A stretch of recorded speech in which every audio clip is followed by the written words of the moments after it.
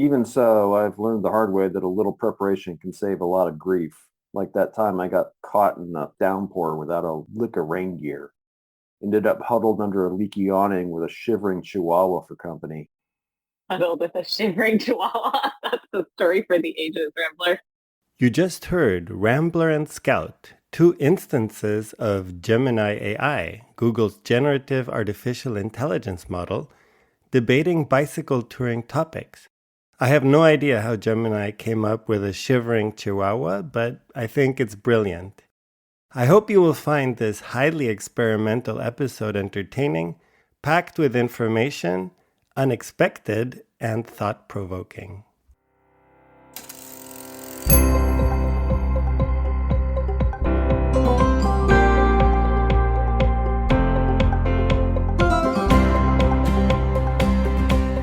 You're listening to The Accidental Bicycle Tourist.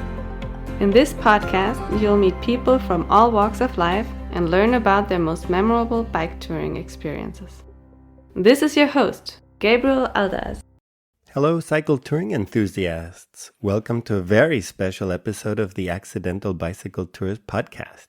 A couple of episodes ago, the guest was my friend, MIT professor of cognitive and brain sciences, Roger Levy. You may recall that Roger is researching, among other topics, the capabilities of large language models, or LLMs. LLMs are capable of incredibly sophisticated linguistic behaviors, which emerge through statistical learning with massive amounts of text data and highly expressive domain-agnostic learning architectures. And I just lifted that sentence from a 2023 research article by Roger and Jennifer Hu, so let's call it my training data. During a conversation with Roger, I mentioned that I was intrigued by the possibility of interviewing an LLM-based generative artificial intelligence model on the podcast. Roger thought it was a terrible idea and discouraged me from doing so. In his experiences, the resulting conversations tended to be boring. Insipid was the word he used, I think. To me, it sounded like a fun challenge, so I immediately started thinking about which Gen AI model to use. I chose Google's Gemini AI because I was curious about its multimodal capabilities. That is, sequences of images, text, audio, and video could all be model inputs, while the outputs could be text or images.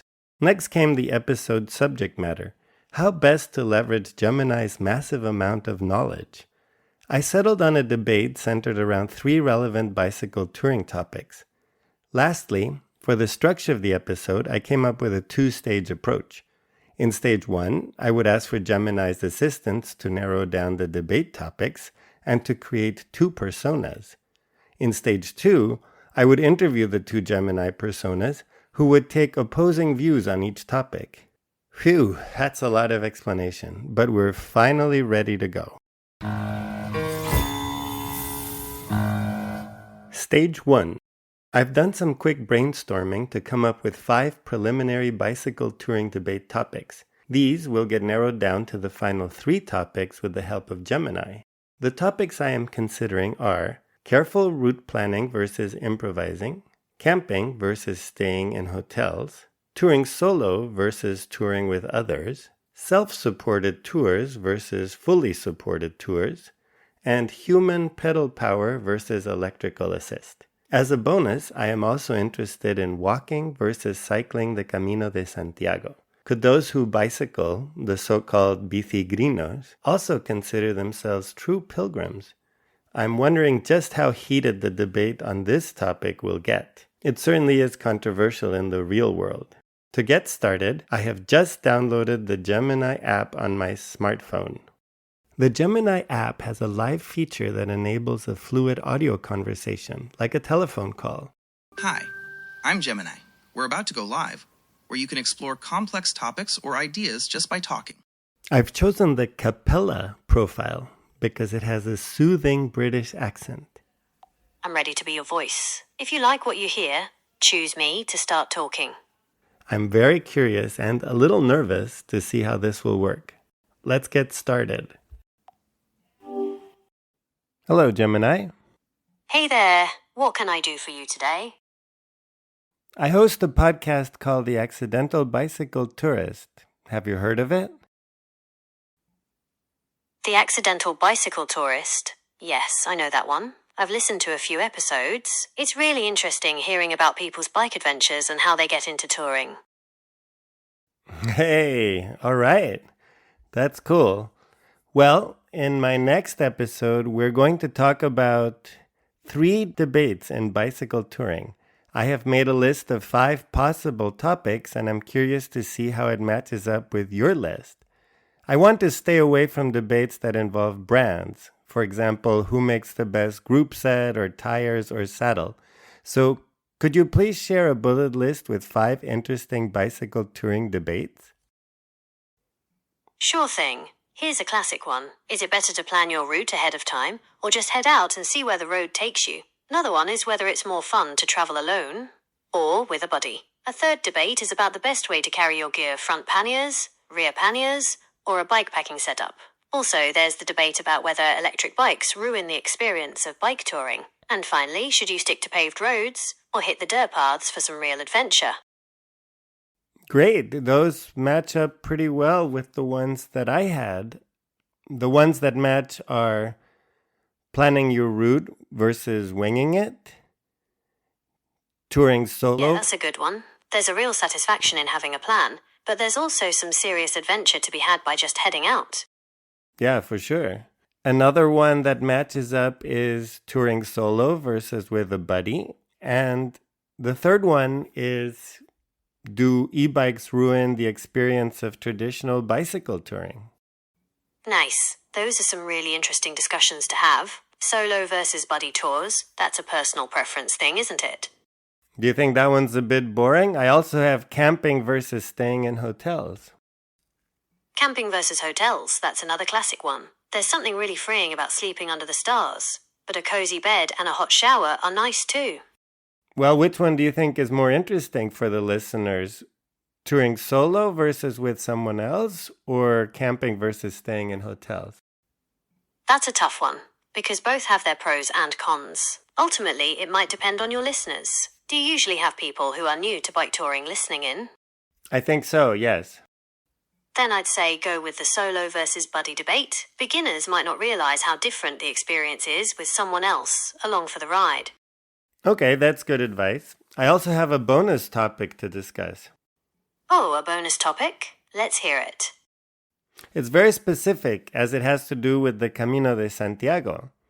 Some people think that you need to walk the Camino to be a pilgrim, while... That's an interesting one, all right. I think that's a great bonus topic. It's thought-provoking and something your listeners might not have considered before. Well, you actually interrupted me there, Gemini. I wasn't quite finished. Oh, sorry about that. What else was there?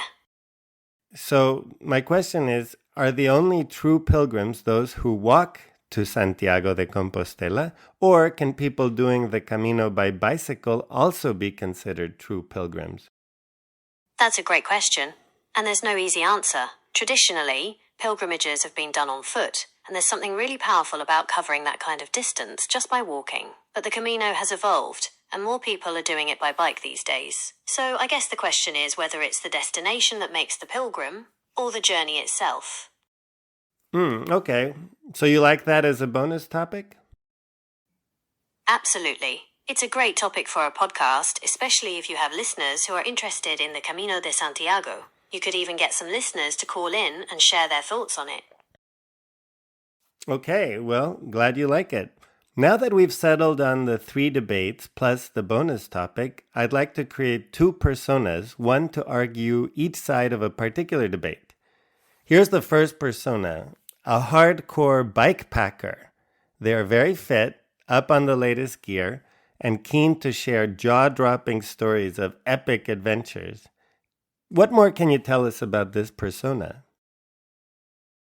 All right, let's bring this hardcore bikepacker to life. First off, they probably ride a mountain bike or something with super fat tires. They're all about lightweight gear, carbon fiber this and titanium that. You could have them talk about how their bike is an extension of their body, like a high-performance racing machine. Also, these folks love a challenge. They're not satisfied with paved bike paths. They want remote trails, steep climbs, maybe even a sketchy descent or 2 to brag about. They see bikepacking as a way to test their limits and prove themselves.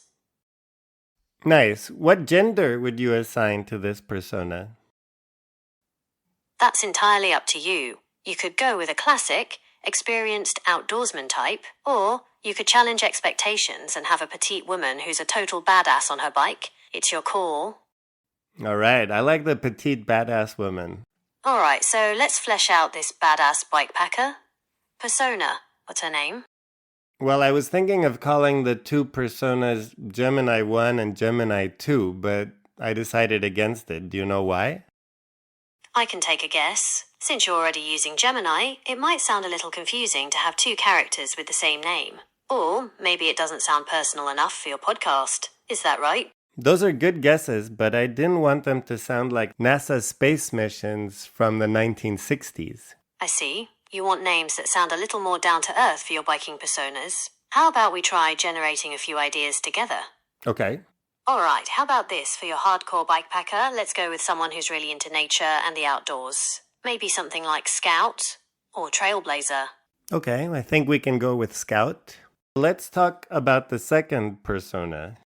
All right, what kind of vibe are you going for? Should they be a seasoned traveler or someone who's just getting into bike touring? I think they're just getting into bike touring. They like to explore the countryside, cycling at their own pace and stopping frequently at roadside attractions. They break for children and old ladies crossing the street. So this persona is the opposite of that hardcore bikepacker. They're more about taking it easy and enjoying the journey. We could call them Rambler and play up that whole carefree, go with the flow attitude. I like it. Rambler. And what gender would you assign to this persona? Since the first one is a woman, maybe a man? Yeah, that sounds good. Rambler could definitely be a guy. You could play up that whole classic cyclist vibe with him. Maybe he rides a vintage road bike, the kind with drop handlebars. Well, he's into bike touring, so maybe he's got a less expensive touring setup? Absolutely. Rambler could have a mix of old and new gear. Maybe he's got some hand-me-downs from friends, or he found some sweet vintage parts on eBay. That could add to his character. Yeah, eBay. Very good. He probably uses duct tape somewhere on his bike. You could say that again. Duct tape is the universal fix-it solution for touring cyclists. Where were we? Oh, right, the personas for your podcast debates. I think we settled on Scout for the hardcore bikepacker and Rambler for the more easygoing cyclist. Do you want to start fleshing out their arguments for the first debate? Not at this time. Thanks so much. Anytime. Let me know if you have any other questions. Okay, bye for now. See ya. I must say, I was rather impressed by Gemini Live. It did interrupt me after I had paused talking, which was disconcerting. However, the useful interactions outweighed this inconvenience, I think. It was fun to see that we overlapped on several topics, and Gemini helped me to decide on the final 3 for the episode, which will be careful route planning versus improvising, touring solo versus touring with others, and human pedal power versus electrical assist. When we were talking about how I rejected Gemini 1 and 2 as names because they were NASA space missions, did you catch how Gemini suggested names that sounded a little more down to earth? Maybe it was just a coincidence, but it seemed like a very witty remark. Overall, I was also satisfied by the details that Gemini added to my very brief prompts about the personas. The names Scout and Rambler are a little questionable, but I'm going with Gemini's suggestions. With this output, I am ready to start stage 2. Stage 2. In stage 2, the goal is to simultaneously interact with 2 instances of Gemini, or should I say, my guests Scout and Rambler. Engaging Gemini Live is no longer appropriate, so I now have to switch to text mode. Furthermore, the off-the-shelf interaction is with only one generative model, so I have to create a custom environment where I can talk to 2 models who will keep track of my comments and each other's as well. To accomplish this, I am using the Gemini API with Python. For each model, I can input a so-called system instruction, which starts out with, "Your name is Rambler. You are a guest on a podcast. and so forth. In the model configuration, I can also set a temperature for each guest. Temperature controls the degree of randomness in the responses. Higher temperatures result in more creative answers, while lower temperatures lead to more predictable responses. I'm giving Scout a relatively hot temperature and Rambler a relatively chilly one. What you're about to hear is a lightly edited version of the conversation that resulted from the first and only chat session I had with Scout and Rambler. The resulting text outputs have been brought to life by voice actors. Hang on to your handlebars because it's going to be a wild ride. Scout, thank you for being a guest on the Accidental Bicycle Tourist podcast. Thanks for having me, Gabriel. Stoked to be here. And Rambler, thank you as well for being a guest on the show. Right on. This is an unusual episode, so I will start things off with an unusual question. Just curious, Rambler, how did you get your name? Well, Gabriel, it kind of just stuck, I'm not all about speed and performance. I like to ramble, take my time, soak it all in. I'm out there for the journey, not the destination. So Rambler just felt right. Plus, it sounds a bit like Rambouillet, that fancy French bike race. But don't get me wrong, I'm nothing like those racers. I'm more of a Rambouillet kind of guy. Woo! Journey before the destination. I love it. But let me tell you, there's a whole other level to soaking it all in when you're grinding up a gravel incline so steep you think your lungs might explode. Hi, Gabriel. Hi, Rambler. I'm Scout. And before you ask, Scout is inspired by To Kill a Mockingbird. My dad's a literature professor, so what can I say? But it totally fits because, like Atticus Scout, I like to get into a little bit of trouble. Except my troubles involve a lot more dirt, a lot more sweat, and way more epic views. So let me tell you, ramble's not in my vocabulary. I'm all about pushing limits, finding the edge, that sweet spot where your legs are screaming, your heart's a drum solo, and the view from those hard-earned summits is unbeatable. You're not really soaking it in until you've earned it. Am I right? That's one way to look at it, for sure. So, how did you get into bikepacking, Scout? Oh, man, that was an evolution. I started with road cycling, all lycred up, clipped in, pretty serious about it for a while. But then I started craving something more. Pavement felt too predictable. I'm a petite woman, right? People see me and think fragile. But I've got this inner fire, this need to push myself. So I ditched the skinny tires for some gravel-grabbing monsters and never looked back. There's something about grinding up a steep, rocky fire road, heart-pounding, knowing you're relying entirely on your own strength and grit. It's intoxicating. That first overnighter I did, I was hooked. Freedom, pure and simple. No car, no itinerary, just me and my bike against the world. Doesn't get much better than that. That's very inspirational. And Rambler, how did you get into bicycle touring? Well, let me tell you, Scout, those screaming legs and drum solo heart don't sound all that relaxing to me. To answer your question, Gabriel, I'm pretty new to this whole touring thing. Just this past summer, actually, I did a little overnight trip, then a longer one, and I'm hooked. It's a whole different way to see the world. Like, I used to think just getting there was half the fun. Now I realize getting there is the fun. Great. Now that I've gotten to know you a bit, I'd like to spend today's show talking about 3 important debates in bicycle touring. The first one is touring solo versus going with one or more companions. Who wants to go first? Ooh, pick me. Solo all the way, baby. Nothing beats the freedom of setting your own pace, changing your route on a whim, stopping when you want to stop, not when someone else is bonking or needs a snack break.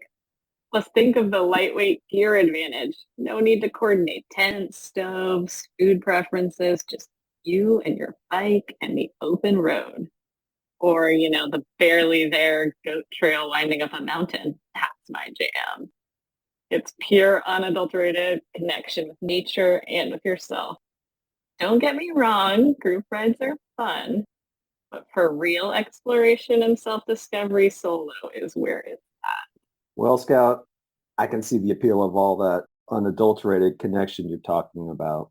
But me, I like having folks around. I'm still pretty green at this touring thing, so having someone to bounce ideas off of or help me fix a flat when I inevitably get one, that's invaluable. Plus, sharing stories around a campfire at the end of a long day, that's the good stuff, right? There's a certain camaraderie that comes with shared experiences, especially on the road. And let's be honest, sometimes it's just plain safer to have someone with you, especially if you're like me and not exactly a bike mechanic whiz. It's all about the shared journey. See, Rambler, that's where that lightweight gear philosophy really shines. For new backpackers, invest in a good lightweight frame bag. That's your prime real estate for heavier items. Keeps your center of gravity low. And speaking of weight, ditch those bulky panniers. Go with handlebar packs and a seat pack. Streamlined, aero, and so much more fun on technical terrain. Don't skimp on a quality sleeping bag and pad, even if they're lightweight versions. Trust me, a good night's sleep is essential when you're pushing your limits day after day. Do you guys want another pro tip? Learn to repair your own bike. Flats, broken chains, those are rookie mistakes. They take you out of the game entirely. I can fix my own flats, thank you very much. I've learned that carrying less means relying more on yourself, and that builds confidence like nothing else. When I'm out there on my own fixing a mechanical issue under the vast open sky, it's empowering. Plus, less gear, less weight, more agility on those gnarly trails. I can zip up and over obstacles that would make a fully loaded tandem wobble. But hey, different strokes for different folks, right? Campfire stories do sound pretty cozy. Maybe one other person, as long as they can keep up. Just kidding, mostly. Sounds like Scout might be open to touring with one other person. Rambler, is there anyone in particular you would like to tour with or stay away from? So far, it's just been me, my trusty steed, which, by the way, is a bit of a Frankenstein bike, a bit of new and vintage parts, but she gets me there. And the open road, I haven't had the pleasure of sharing the road with anyone just yet, but I reckon the right companion would be someone who shares a similar philosophy, someone who isn't obsessed with mileage or speed, but appreciates the journey itself, someone who's happy to stop for a roadside chat, admire a quirky piece of folk art, or take a detour down a dirt road just because it looks interesting. You know, someone who embraces the unexpected detours life throws your way, because those are often the best parts of the ride. Now, someone I might not want to tour with, that's going to be the fellow with the carbon fiber everything, GPS tracking every pedal stroke, a schedule tighter than a drum. No offense to those folks, but like, they're just on a different trip, you know? I'm all about taking it easy, enjoying the scenery, and letting the road unfold as it may. That's the Rambler way. Rambler, I love your style. That's easygoing, soak it all in vibe. That's where it's at. I got to admit, sometimes sharing that magic doubles the stoke. Find someone who matches your chill and you're golden. Someone who'll hoot and holler with you on the descents and grunt empathetically on the climbs. Misery loves company, right? Especially type 2 fun misery. Now, as for my trusty steed, she's a gravel grinding goddess, all lean muscle and no fat. We're talking lightweight everything. Because when you're wrestling switchbacks at elevation, ounces feel like pounds. Carbon fiber where it counts, baby. And yeah, I do use GPS, not for bragging rights or Strava glory. Forget that noise. It's for finding those hidden gems, the trails less traveled. I'm talking gnarly single track that winds through forests and scrambles up mountains, the kind of terrain that makes you feel truly alive. Is there someone you wouldn't tour with? Anyone who complains about a hike a bike section. Look, sometimes you gotta shoulder that bad boy and earn the view. And anyone who calls it a night before the alpenglow fades, come on. That's the best part. You miss 100% of the sunsets you don't climb for, right? Absolutely. To wrap up this topic, Would either of you consider touring with 2 or more companions? Well, now, Gabriel, more than 2 folks starts to feel like a parade to me. I like the quiet, the easy pace, the flexibility of just moseying along. A bigger group can kind of squash that, you know? Decisions take longer, finding campsites gets trickier, you got to cater to more personalities. It's not that I'm antisocial, mind you. I just prefer a smaller, more intimate experience on the road, like a cozy 2-person jam session around a campfire instead of a whole orchestra. But, never say never. The right group came along, maybe folks with the same laid-back vibe, I might be persuaded.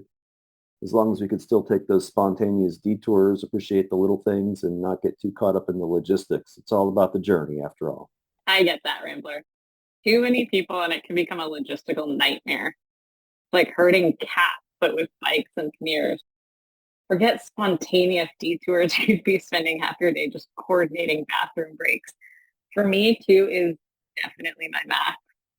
3, if I really, really trust their grit. And I mean really trust. We're talking, will carry my bike down a scree-field if I break my ankle kind of trust. A scree-field? Really? Is there a story you want to share? Oh, Gabriel, you know I always have a story. This one time I was tackling the Colorado Trail solo because apparently I like to live dangerously. I'm cruising along this ridge feeling like I am on top of the world when suddenly the trail just disappears. Turns out a rock slide had taken out a good chunk of it, leaving this steep, treacherous scree field in its place. Now, I'm all about lightweight gear, but even I wasn't about to try riding that. So I did the only thing I could. I hoisted my precious bike onto my shoulder, took a deep breath, and started picking my way down, one loose, sliding rock at a time. It was pretty slow going. It was nerve-wracking, and it was absolutely exhilarating. Wow. Let me tell you, reaching the bottom of that scree field unscathed and with a bike still in one piece, that was a victory like no other. Cracked a celebratory cliff bar, dusted myself off, and hit the trail with a renewed sense of purpose, knowing there wasn't a darn thing that could stop me. That amazing story is a great way to wrap up our first debate. What a moment you had. However, it was just you and your cliff bars. If you had broken an ankle, that would have been trouble.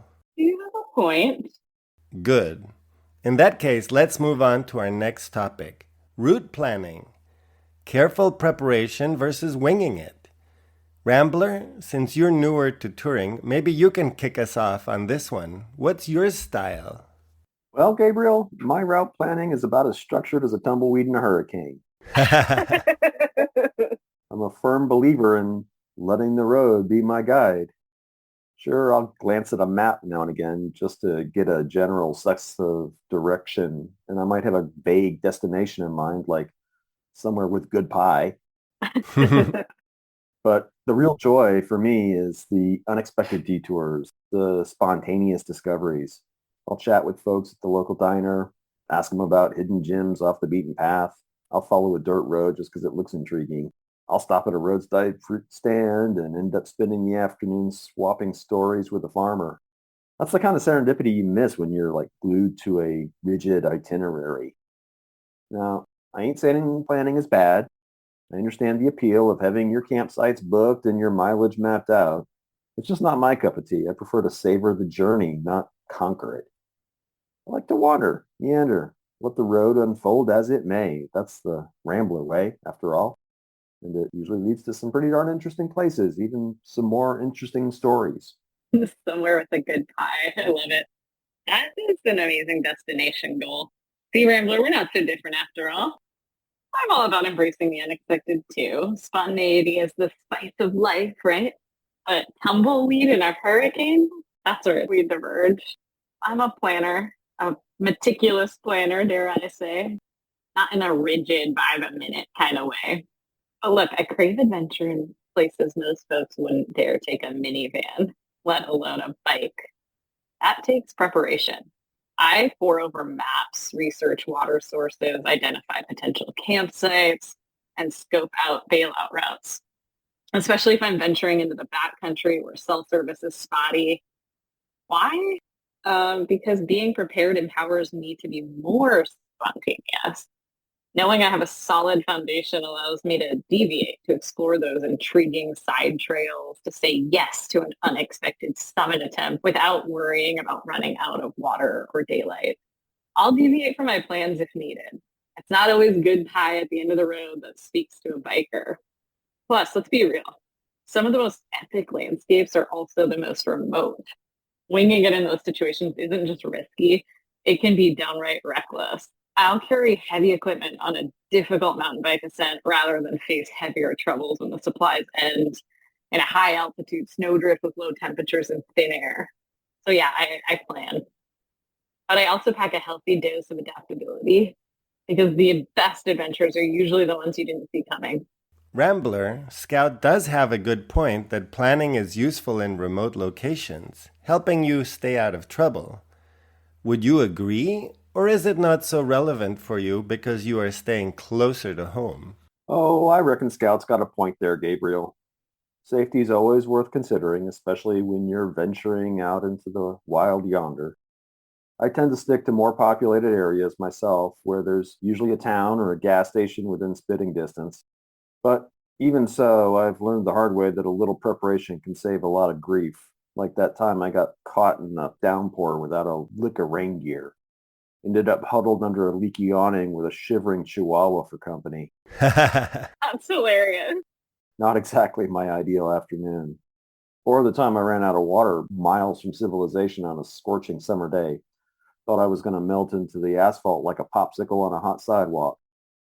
So, yeah, I'm getting better about packing essentials like a rain jacket, extra water bottles, first aid kit. Still, I ain't going to start booking campsites months in advance or mapping out every mile. That just takes the spontaneity out of it for me.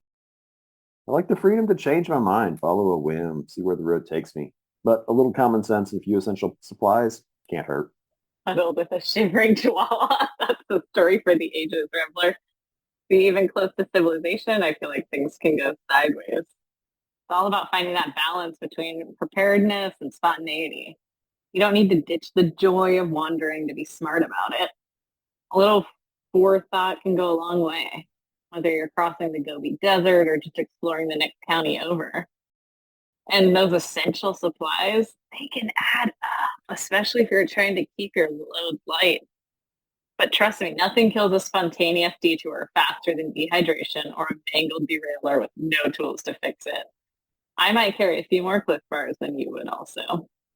That never hurts. I'm totally an advocate for some duct tape and zip ties. Yeah. If something doesn't move and should, duct tape. If it moves and shouldn't, zip ties. Okay. What do you think, Gabriel, Rambler? Is being cautious holding back some adventure for you? Not at all. I think we've been converging on a compromise solution. Plan for different eventualities, but don't have such a rigid schedule that you miss out on spontaneous fun. You hit the nail on the head, Gabriel. Compromise, that's the ticket. I reckon even a rambler like myself can appreciate a little planning, especially when it comes to safety and comfort. Ain't no shame in packing a rain jacket and a spare tube or knowing where the next town is. Like Scout said, it just frees you up to be more spontaneous because you ain't constantly worrying about what ifs. I'm still going to let the road be my guide, though. I ain't going to trade my wanderlust for a spreadsheet. But I'm learning to balance that free spirit with a bit of common sense. It's all about finding that sweet spot, that happy medium between preparedness and serendipity. And who knows, maybe one day I'll even invest in a GPS. Though I'll probably still stop and ask the locals for directions just for the sheer pleasure of a good chat. You never know what stories you'll uncover that way. Hear, hear. A little planning unlocks a whole new level of spontaneity. And Rambler, that GPS, it's not about ditching the human connection. It's about knowing where to find those hidden gems, the back roads the locals whisper about. It's about augmenting your wanderlust, not replacing it. Think of it as a treasure map leading you to the unbeaten path, like the undiscovered vista, the legendary pie shop tucked away in a forgotten corner of the world. Then once you're there, you can ditch the tech and embrace the serendipity, chat with the locals, and soak it all in. Best of both worlds, baby. And speaking of pie, anyone else suddenly craving a slice of apple crumb with a scoop of vanilla ice cream? Just me? Okay, then. But truly, there's nothing wrong with pie as a destination. In fact, it's not only okay, it's recommended by many serious and recreational cyclists and cycling tourists. So you're both obsessed with pie. I just have to ask, where are you from? Well, Gabriel, I hail from the heart of the South, where sweet tea flows like a river and pie is practically a food group. Grew up surrounded by fields of cotton and the sweet scent of honeysuckle. Spent my childhood rambling through the woods, fishing in the creek, and learning the stories etched into the wrinkles of the old-timers' faces. The pie is what fuels my rambles, whether I'm on 2 wheels or 2 feet. That's interesting, Rambler. Especially since To Kill a Mockingbird, the inspiration for Scout's name, is set in the South. Well, I'll be. You learn something new every day, Gabriel. Small world, ain't it? Maybe Scout and I are more alike than I thought. We both got that Southern connection, even if she expresses it a little differently than me. And speaking of To Kill a Mockingbird, that's a fine book, full of wisdom and heart. Reminds us to stand up for what's right even when it's hard, and to appreciate the simple things like a cool glass of lemonade on a hot day or a good conversation with a neighbor. Those are the things that matter, the things that make life worth living, just like a good bike ride, a slice of pie, and a story to tell at the end of the day. Well, I'll be jiggered. Rambler, you just blew my mind. I never made that connection before. My parents always loved that book and valued similar traits from it as you just shared, which is why they chose to name me Scout. It just felt right and now feels like a deep and true connection that gives the values you have as well. It never resonated why until you mentioned its origin just now. Maybe there's a little Southern charm hidden beneath my mountain grit after all. And which mountains would that be? I was born and bred in the shadow of the Rockies. Fresh air, pine trees, endless trails, that's my jam. I grew up scrambling up rocks, splashing through creeks, and chasing sunsets. That's where I honed my sense of adventure, my love for challenge, my deep respect for the wild. I'm not afraid to get a little dirt under my fingernails or a little grease on my chain. I thrive with that feeling of pushing my limits, of testing my mettle against the elements. It's where I truly feel empowered and fully present in the world. It shapes my style on a bike and fuels how I interact with others and how I live. There's just no replacement for that. And it always calls me to adventure, even if it just calls me out to the road in my neighborhood. But pie is certainly a close second when I need something other than adventure. And you know me, nothing beats finding that hole-in-the-wall bakery with a warm blueberry pie, fresh from the oven, after tackling an awesome ride. And please let me assure our listeners, Rambler, that is Mountain Girl approved. Sounds like we are cut from different cloths, Scout, but the same sweet tooth. All this talk of apple and blueberry pies is making me hungry, but we'd better move on to our third debate. Do e-bikes ruin the experience of traditional bicycle touring? Let's start with you, Scout, unless you don't have a strong opinion on this topic. Whoa there, Gabriel. Don't even get me started on e-bikes. Just kidding, mostly. Okay, hot take. E-bikes don't ruin the experience. Riders ruin the experience. Look, I get the purity argument. The sweat, the struggle, the satisfaction of earning every inch of elevation. I live for that. But here's the thing. Gatekeeping doesn't grow the sport. The problem isn't the technology, it's the attitude. It's the folks who treat trails like their personal racetrack, zipping past hikers and horses without a care in the world. It's the folks who think e-power means they don't have to respect trail etiquette or pack out their trash, just like we as other cycling tourists have to. It doesn't. In short, don't be a jerk. E-bike, gravel bike, unicycle, whatever your ride, just be respectful and everything will work. Leave no trace applies to e-bikes and electric mountain bikes also. Besides, there are certain injuries that an e-bike may offset a physical challenge that is too risky without the technology. Who am I, or our beloved Rambler here today, to look down on the technology assisting that cause? So do e-bikes ruin the experience? Nah, they just change it. And change isn't always a bad thing, folks. Sometimes it's progress, adaptation, and memories. Beloved Rambler, you two aren't developing a thing for each other on the air, right? Oh, Gabriel, you're incorrigible. We're just kindred spirits, united by our love of the open road and a good slice of pie. Even if our paths to those destinations might look a little different. He's got his mellow meanderings. I've got my mountain mayhem.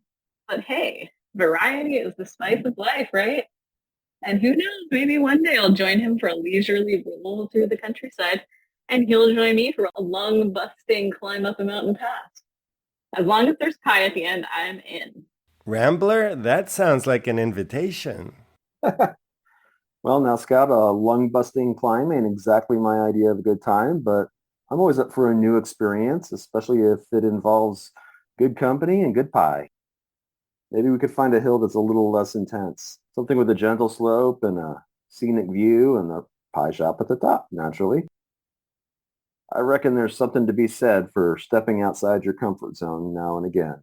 It's how we grow, how we learn, how we discover new things about ourselves and the world around us. So, yeah, Scout, I'm game. Let's find that hill and conquer it together. Or at least enjoy the scenery on the way up and the pie at the top. That's the important part. Rambler, you're on. Gentle slope, scenic view, pie shop at the top. Those are words I can get behind. We'll find the perfect hill, something that pushes your boundaries just a little, but doesn't require supplemental oxygen. And who knows, maybe after that climb, I'll join you for a relaxing ramble in the countryside. We'll trade stories, swap snacks, a Cliff Bar for whatever's in your bag, and discover the hidden beauty in each other's preferred pace.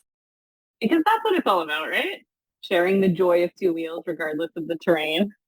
Wow, what a connection. I'm getting a tear in my eye.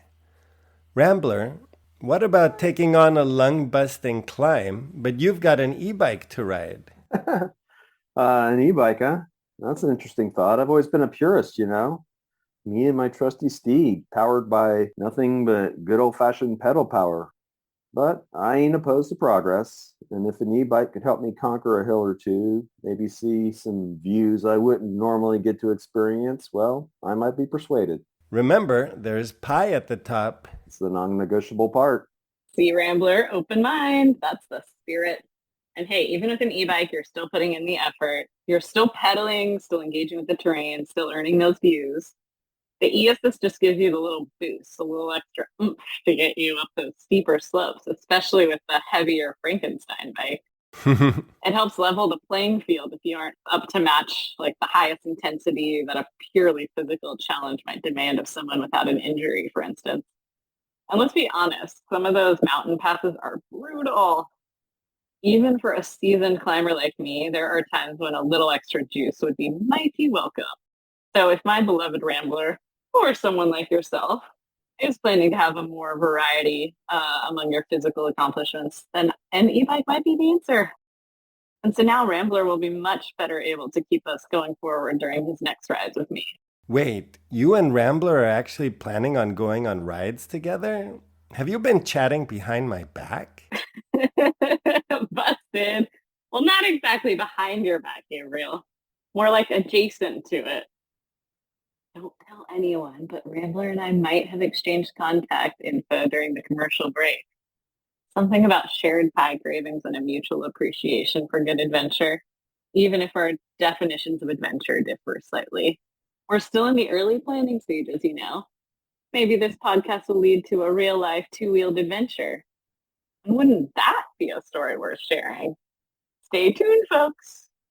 Well, I just love it. A good southern boy and an adventurous mountain gal finding common ground to bike on. Ha! Perhaps it's no coincidence that every debate so far has ended in compromise. Now, I do have one final topic for both of you. Unless you spent the last years huddled with a shivering chihuahua, you've probably heard of the Camino de Santiago. Ha! The Camino de Santiago, eh? Heard of it all right. A pilgrimage, a journey of self-discovery, A long walk with a big payoff at the end. Sounds kind of like my style, only on foot instead of two wheels. I've always been drawn to the idea of a journey like that, chance to strip away the distractions of modern life and reconnect with something deeper, to test my limits, both physical and mental, to meet folks from all walks of life, share stories, and forge bonds that last a lifetime. Maybe one day I'll make that pilgrimage myself, trade my trusty steed for a sturdy pair of boots and hit the trail. Though I reckon I'd still find a way to work in a pie or two along the way. Man's got to have his priorities. The Camino de Santiago. Oh, it's definitely on my bucket list. A long, challenging trek through the stunning landscapes with a rich history and a sense of community. Sign me up. That's the kind of adventure that speaks to my soul. I imagine it would be a pretty powerful experience, a chance to disconnect from daily grind and reconnect with myself, with nature, and with something larger than myself. To push my physical limits, quiet the mental chatter, and open myself to new perspectives. I might have to swap my usual post-ride Cliff Bar for something a little more local. Maybe some Spanish tortillas and a glass of Rioja. Now that's a post-hike treat I could get used to. What do you think, Rambler? Camino companions, perhaps? We could trade stories, share blisters, and motivate each other up those hills. And celebrate with a pie at the end, of course. That's our thing. Hold on. You two are going to walk the Camino together? Camino companions with Scout. Now that's an idea I can get behind. Trading stories, sharing blisters, finding the best pie Spain has to offer. Sounds like an adventure. So I reckon I'd need to break in my hiking boots first and maybe invest in a good walking stick and stock up on blister bandages. But I'm game. Scout, let's make it happen. It's a date or, pilgrimage or same difference. It's a date. I mean, a pilgrimage. Yes. I'll bring the blister bandages and the electrolyte powder. Can't have you fainting from dehydration on me, especially in that Spanish heat. We'll stock up on some hiking boots together as we would for the longer, steep, more technical climbs for our usual cycling excursions. Sturdy, comfortable, and broken in before we hit the trail. I know all the tips from that tough experience. No blisters will dare slow us down on this mission of ours. I will help my very most favorite Southern gent prepare. Deal? That's a deal. I can't believe this is happening. And between you and me, Gabriel, I'm already scouting out the best bakeries along the Camino. A pilgrimage needs its proper fuel, after all. And let's not forget those post-hike celebrations. So now we must discuss whether any local alcoholic beverages include healthier or safe standards that I and other professional athletes use. Any listeners facing similar health requirements for our rides or other climbing or excursions or different challenges, or this is something more uniquely specified, should also always consider these tips and tricks about staying properly hydrated during such athletic outings or more technical or physically challenging adventures, as many, many world-famous champions would recommend. And this should all help our listeners and our next-door neighbors achieve those very special cycling, walking, and or climbing excursions they want to explore further in other countries, cities, ranges, climbs. These same tools apply not just for bike trips or tough climbs here, but wherever worldwide. So we don't risk not returning if we aren't more thoroughly prepared each time, and where anyone can be the new local person, offering advice to the stranger new to town and their needs, whether more experience at climbing, where this should be less necessary given their own successful safety history in previous or similar venues, or among various others at new, even tougher ranges. If you could also incorporate or try out certain other technologies, or unique methods, materials, etc., for new advantages here at such venues, if such isn't even possible, if anyone might believe there are any newer things someone might consider attempting, like other professional athletes, like my dear most favorite Ramblin' Rambler, or myself. Scout, I literally have no idea what you spent the last 2 minutes talking about. Rambler, a professional athlete? Have you been consuming alcoholic beverages during the show? caught me. Just kidding.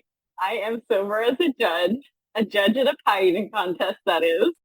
All that talk of apple crumb and vanilla ice cream has me a little enthusiastic is all.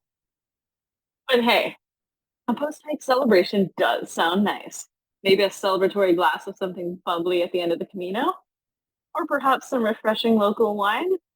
As long as it pairs well with pie, I'm open to suggestions. After all, what's an adventure without a little indulgence? Everything in moderation, of course. Speaking of which, Rambler, what's your celebratory beverage of choice? We need to start planning our post-Camino feast. But you haven't even started the Camino. A celebratory beverage, eh, Scout? Well, after a long day of rambling or hiking or even just sitting around talking about pie, I do enjoy a nice glass of sweet tea. It's refreshing and invigorating. But if we're in Spain, I'd reckon I'd be willing to try a glass of Rioja like you suggested, or some sangria, as long as it ain't too strong. Man's got to keep his wits about him, you know. More importantly, where can we find the best pie in Spain? I reckon that's a question worth exploring.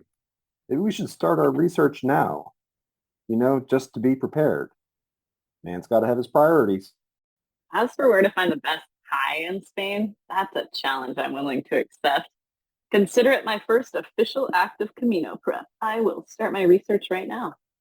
We'll have to do a taste test and find Spain's finest version of our favorites, as well as something special we find when we go off trail from the Camino. And who knows, maybe we'll even discover a new favorite along the way. Oh, now I'm thinking of local seasonal fruits incorporated into some new varieties to explore. I also just had another idea, which you'll see when you open up that message where I've responded with my direct contact info and more ideas. Oh my. Well, thank you both for being guests on the Accidental Bicycle Tourist podcast. Thanks for having me. That was a blast. And to everyone listening, get out there and explore. Find your own adventure, push your boundaries, and remember the best views are always earned, not given. Keep the rubber side down. Well, Scout, that was fun. Always a pleasure to talk about bikes, pie, and the open road, even if it's with a mountain gal who prefers scree-fields to shady lanes. You've got a good heart and a spirit of adventure that's contagious. I reckon we could learn a thing or two from each other. Rambler, that was a blast. You're a true gem. I reckon a southern gentleman and a mountain gal can find some common ground, even if it's covered in pie crumbs. We've reached the end of the show. Thank you so much for sharing your insights on these contemporary bike touring topics. I think I will just turn off my audio and video, but you two can continue talking, of course. Wow, there is a lot to unpack in that interview. Most striking is that Scout lost the plot a few times towards the end of the interview. I spared you all but one of Scout's ramblings. According to Google, Gemini 1.5 Pro is supposed to have a context window of around 250,000 words, meaning it's supposed to keep hours of conversation history in mind when it speaks. Unexpectedly, something appeared to short-circuit Scout. Then, of course, there is the fact that the interview itself got away from me. After discussing our 3 topics, I introduced the Camino, but never got to the bonus question about whether cyclists are also true pilgrims.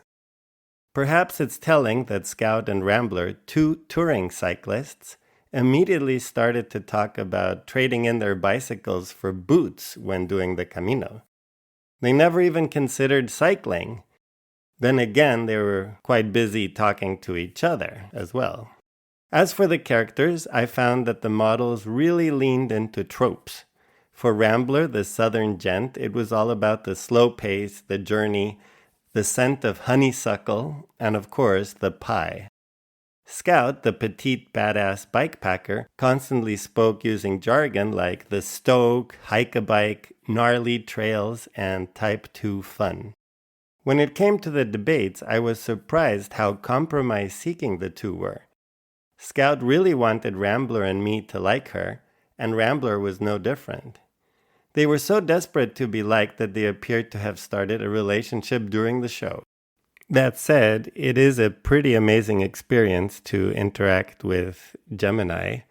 We've already talked about the shivering chihuahua reference, but there were other interesting ones too, like making the connection between the name Scout and the narrator of To Kill a Mockingbird. Also, the reference to pie was interesting, although I do feel like some of those puns were a little half-baked. Gemini humor. To wrap up the episode, I do have one more trick up my sleeve. In a separate session with Gemini, I will feed the episode audio and ask Gemini to generate episode titles, a brief summary, and even the episode's cover art. I have now worked with Gemini on this final task with mixed results. The text summary of the audio file worked beautifully and is used verbatim. The suggested titles were not great, so I made my own. Lastly, image generation was not possible at this time. So much for the multimodal output. So I fed Gemini's text description into Leonardo AI, a Gen AI image generator. The result is used in the cover art. I'd like to give a special thanks to Zach Kaplan, an engineer who works on data processing in Gemini. Zach gave me a great overview of Gemini and valuable pointers on how to get started. Also, a huge thank you to Norm Douglas, who read the part of Rambler, and Tori Gulashi, who read the part of Scout. Thank you so much for getting this far into the episode. I'm curious to hear what you thought of it. In 2 weeks, we will sit down with Melanie Shout, who is very much human. We will talk to her about her incredible recent trip to South America.